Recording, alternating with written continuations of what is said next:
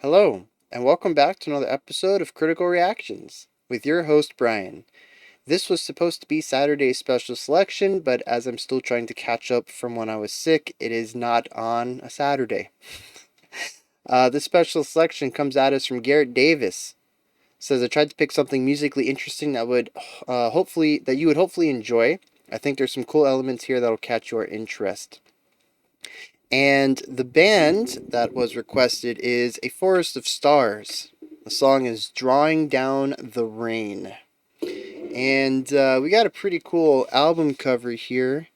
A lot of nature symbolism. We got like a hawk up here in the top left. Some sort of beast in the middle. I don't know, the YouTube play button. It's kind of maybe like a tiger monkey thing. And we got some sort of dragon or snake, maybe some sort of Ouroboros as it's beginning to eat its tail. So yeah, Ouroboros. Let's get into this. I don't know what's going on here. Never heard this band. So yeah, I don't even know if they showed up in the spreadsheet. I don't know if anybody's formally requested them. So let's get into this.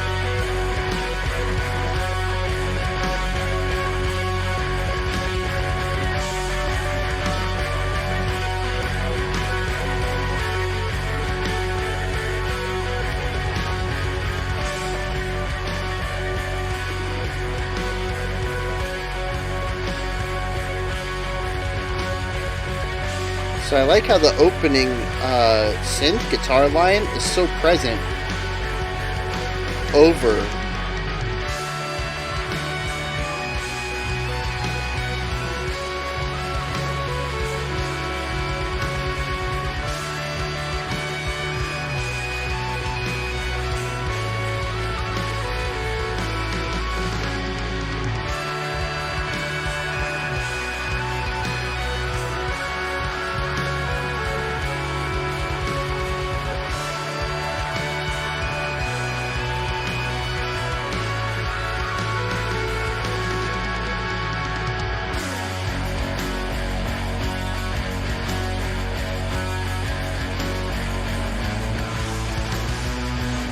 Yeah, so I think we're in 6/8 right here. We're doing a lot of repetition and atmospheric texture work. And then we have these beautiful melodies over top.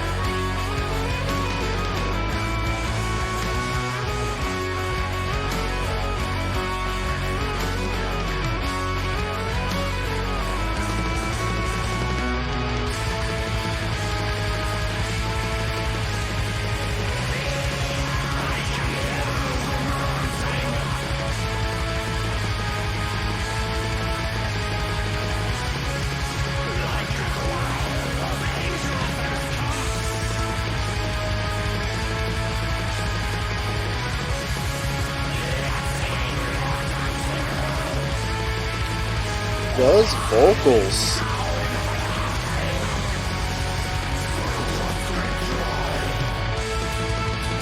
They're very primal, very beastly.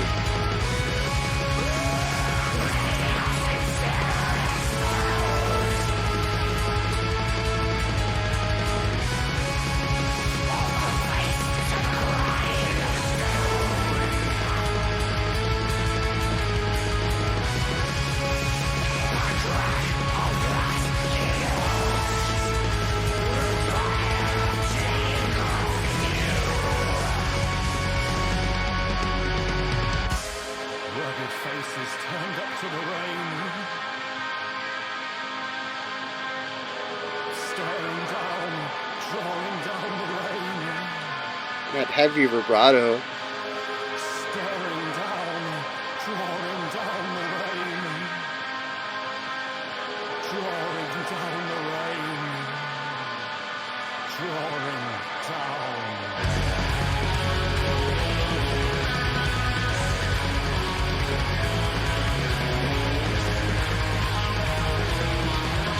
Alright, so we've shifted to 4, but we're still retaining that sort of relentless pressure.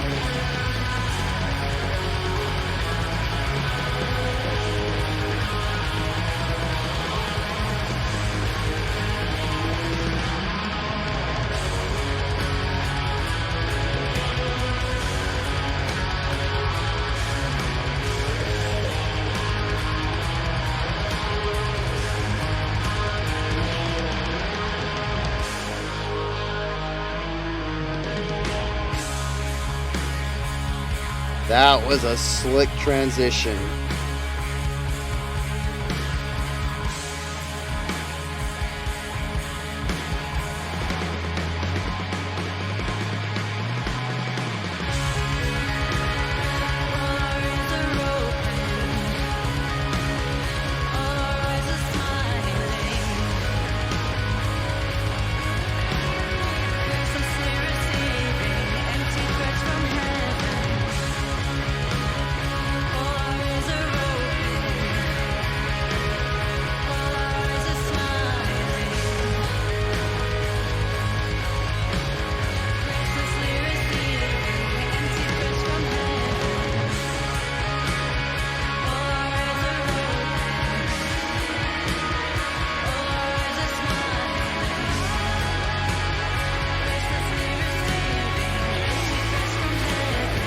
What in the world?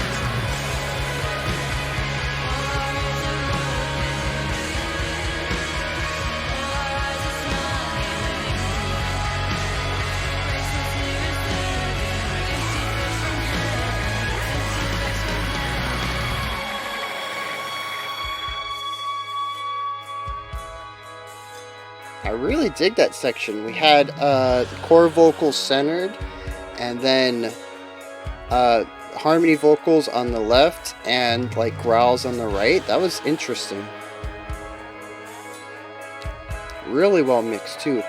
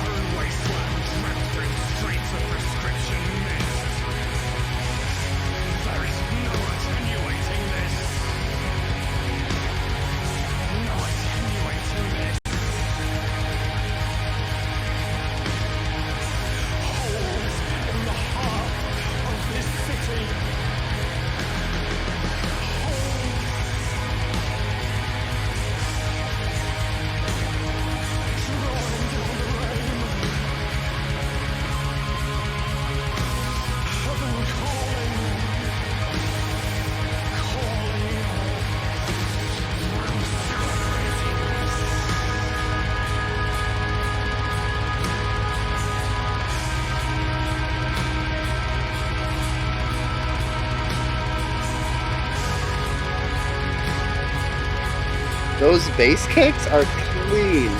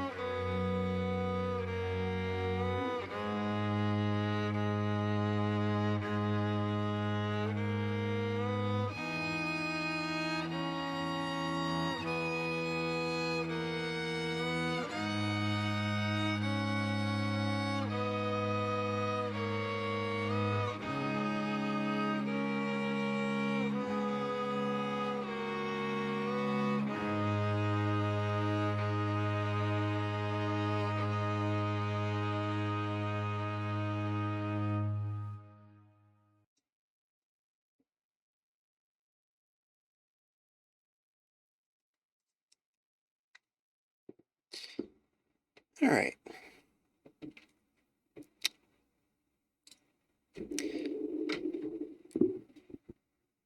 So I think for whatever reason, it could be that I'm just becoming more acclimated to the style of music that is post rock and post metal, or it could be that this song specifically touched on some things that improved the genre staples for me. But the song hit harder than any of the post stuff has in the past. And I think, well, the two things that come to mind are melody and sparseness. Um, and let's start with melody. All throughout this song, most of it, anyways, we have had the staple heavy repetition, gritty, sort of dirty mix, and fast playing. And kind of sticking to the same, four notes or four chords and looping through them, really just playing really fast, but holding these tones out, these chords out for quite some time. And they utilize that foundation through a lot of this song. However, melody pops up more often, and I think we've heard before. Um, and a lot of that has to do with the violin. I think it's a violin. Um, that showed up near the beginning before the vocals came in. And they played some beautiful melody lines over this really oppressive chaos. And it gave you still got the heavy emotions, just the pressure, the relentlessness of the fast playing that post music is really good at. They are really good at bringing those emotions to the forefront. But we got a little bit more melodic ideas to sit around it, to complement it, to bring out a little bit of musical narration to the song, to give it some direction and some motion, pointing towards a destination. And I really enjoy that. I think I've mentioned plenty of times on the channel that I am somebody who I'm learning to appreciate music that doesn't do this, but I really prefer some sort of melody to be in my music. I need uh it can't just be the foundation. I need the story that goes on top of it. You're giving me the atmosphere, you're giving me the emotion, you're telling me what I should be feeling, but give me the story to go along with that. And I think this band does a really good job at writing melody. They have some beautiful melodies that, and it's really interesting that I can say that they're beautiful melodies when there's just this crushing oppression holding it up. The melodies are being played over this relentlessness. um, I would not consider most of the rest of the song beautiful, not in the same sense of the word that I use for the melody work. And then, of course, later on in the song, we get the clean vocals that come in, and again, there's a lot of beauty to what the vocals are doing, on top of the relentless oppression that's being portrayed underneath it, even against it. In the instance where the growls came in to play alongside or sing alongside the cleans, there's still just a lot of beauty going in to the melody work there. And I think they have a real knack for finding these beautiful lines that don't feel out of place against the aggression. And I really appreciate that. But I think another aspect that I appreciate about this band is that they find time for downtime. The beginning and the end were both rather sparse, and I think that is necessary. I've talked before about, well, let me rephrase that. I think it's necessary for me, for my personal enjoyment. I've mentioned before that contrast is a very good tool to work with when you're composing. Unless you're going for all out, just draining oppression, you're gonna want to put a little bit of downtime in. You're gonna want to the downtime has two purposes to it. The first is to provide your listeners with a bit of breathing room. You've hit them with this, this raw, quick, emotional, atmospheric playing. You've bombarded them with this music for so long. Give them a moment to stop and catch their breath and evaluate what they've checked out, what has been, sonically assaulted them, and give them a moment to refresh and regroup to get back into that. Um, if you don't, you end up with a song that's emotionally draining, which is a valid way to write a song if that's what you're going for. We've heard tracks like that before, and I do not put down any tracks that want to do that. But if that's not your explicit goal, you're going to probably want to utilize some contrast in there. The other benefit of contrasting your heavy, loud sections with some sparser writing is that it's going to amplify both sides. When you've only listened to aggressive music for, say that we went pure aggressive for the whole 9.5 minutes here, that becomes the new norm. But the minute that you can introduce a little bit of sparseness, you remind the listener of the opposite. You introduce them into the opposite idea, and it puts them in a different mindset. And when you come back to the fast, the oppressive nature of the post style music, it's going to hit harder. It's going to hit harder than it did the first time. If you alternate and you do the heavy and then the soft and then the heavy, that second heavy is going to come in harder. It could be the exact same music, but because the listener was put back into a space where they felt that they could relax a little bit, maybe get into some more melodic writing or some sparse writing or maybe some more vulnerable writing, and then you come back in with the aggressive stuff, it is a sharp contrast to what they were just in, the mindset they were in. And that contrast, the basically the shifting gears there is going to force them to evaluate that part differently because of what came before it. So there's a lot of reasons to use contrast in your music, and I think these guys do it very well, especially at the end. The final section felt very. The song was oppressive. I don't know how many times I can say that and the point get across. It is a very heavy sound. Um, and there seems to be, at least for me, a little bit of um, sorrow to it, but the ending feels depressive. All positive, anything positive has been ripped out, and I think a lot of it has to do with the vulnerability and aloneness, singularity at the end. I think there's only two instruments and a drum playing, if I remember correctly, and I don't know that just the sparseness of it all. It feels lonely. It's haunting. And I would say that musically, just by itself, if I didn't have the context of the heaviness before it, I don't think it would feel as haunting as it does, because I was just assaulted with all of this music, all of these layers, all of this speed and notes. I mean, we could hold out most of the notes here and get a similar sound, but because we're constantly using 16th notes and having those constant attacks, we're not working with legato here. We are just these very harsh staccato attacks. Um, when the ending comes in, it's a relief, but it also feels like a release. And it's just it's just all this negativity and sorrow just kind of bundled up and released until there's nothing. And I think that's actually, it's not so much singularity or being alone, it's sort of this essence of nothing, at least for me. It's like everything was given up at that point and there is nothing left to turn to.